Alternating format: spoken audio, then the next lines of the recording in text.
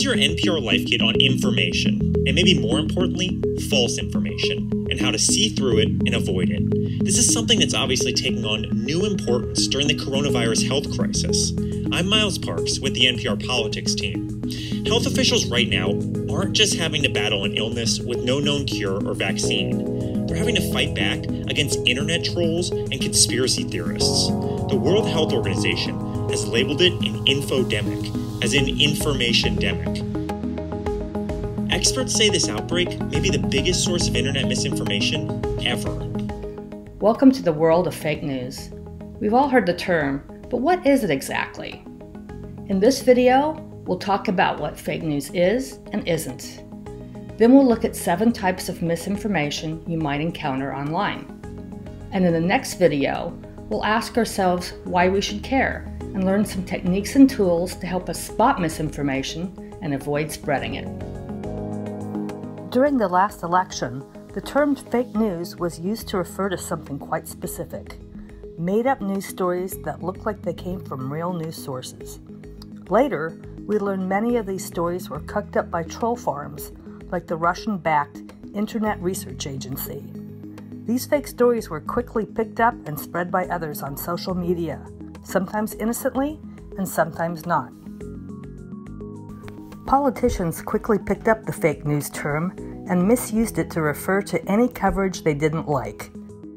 So I'm not against the media, I'm not against the press, but I am only against the fake news media or press. Fake.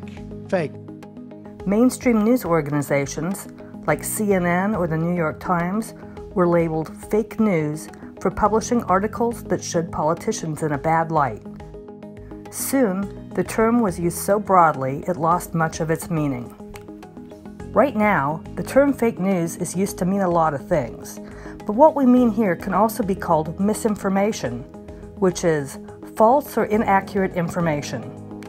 If someone deliberately tries to deceive for financial gain, to sway opinion, or to create chaos, we often use the term disinformation.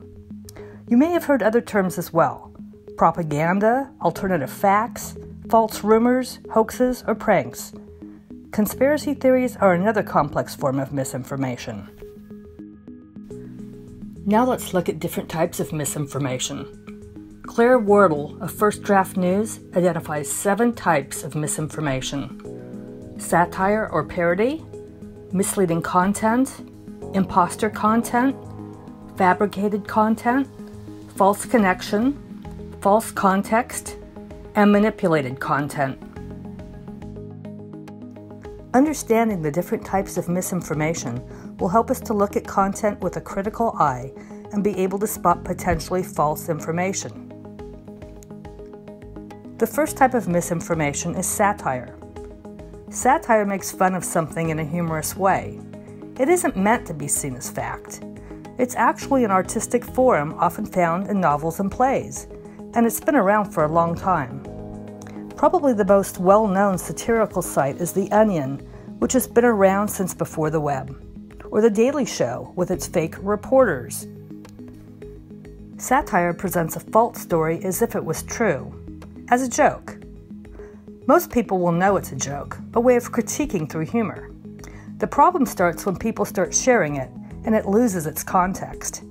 Maybe you see a post that originally came from a satirical site, but the source isn't given. You might think it's real, so you share it with your friends. Although it wasn't your intent, you've just helped spread misinformation. The post then gets shared on other social platforms, traveling further and further from its source. All this from a post that was originally meant to be a joke. The second type of misinformation is misleading content. This type of content is when there is a misleading use of information to frame issues or individuals in certain ways. For example, stating an opinion but using it like a fact, or implying that a celebrity or expert recommends your product. This is often the case with ads for supplements and diet products. The third type of misinformation is called imposter content. This is content that impersonates genuine sources. For example, fake social media posts with the names of well-known people, or websites that look like an established news source, such as CNN. It's kind of like counterfeit money, using well-known names, brands, and logos to fool people into thinking it's real.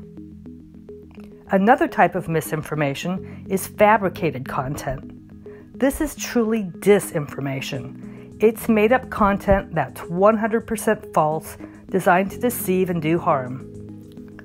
False connection. This is when headlines, visuals, or captions don't support the actual content. A good example of this is clickbait.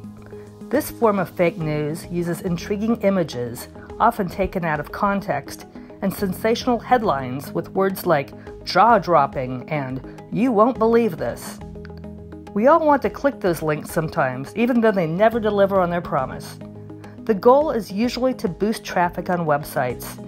The creators aren't interested in facts, they just want clicks. Another type of misinformation is false context. Information that takes a real quote, image, or other content and puts it into a new false context to change its meaning.